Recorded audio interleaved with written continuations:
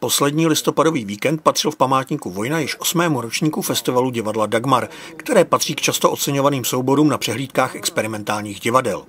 V sobotu 16. listopadu festival nabídl pohádku bratří Grimmů Brémští muzikanti a v 19 hodin pak scénickou kompozici s názvem Skleněný zámek. V neděli pak mohli diváci vidět scénické čtení s názvem Prostory 2 Nejdek a pak hudebně scénickou kompozici z děl českých básníků Jiřího Volkra, Václava Hraběte a dalších pod názvem K24.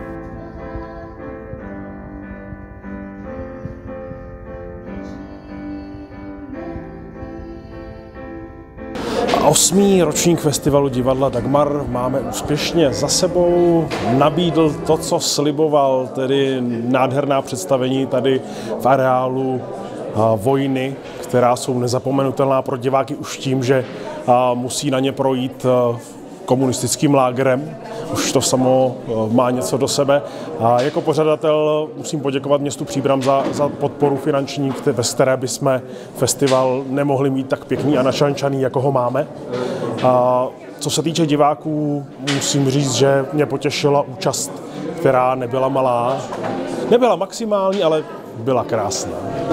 Ten prostor je tady, jak jsi sám říkal, trošku specifický, takový komorní prostředí. Co udělat pro to, aby ještě přišlo víc lidí třeba? Vešlo by se sem ještě vůbec další diváci?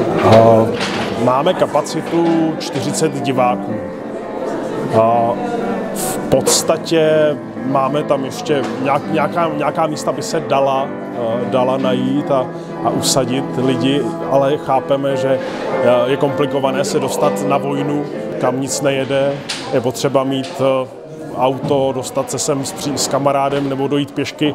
A na druhou stranu sobota a neděle jsou také dny, které jsou pro některé lidi svaté a nemohou se věnovat divadlu. Tedy vždycky tam je ještě nějaké ano, dalo by se zvýšit, ale za mě já jsem velice spokojen. Nicméně neuvažujete o tom, že jste přesunuli festival třeba do Příbramu? Neuvažujeme. Myslím, že tento prostor je výjimečný, má svou atmosféru, která i vlastně, jak bylo vidět dnes i včera, v těch představeních hraje. 9. ročník teda zase tady bude, zase za rok.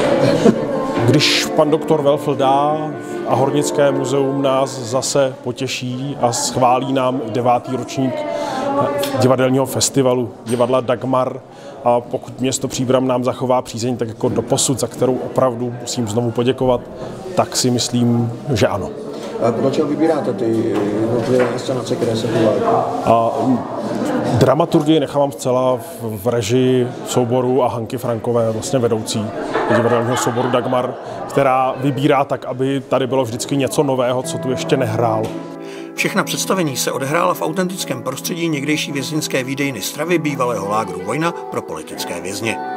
Z památníku Vojna Radek Stibor.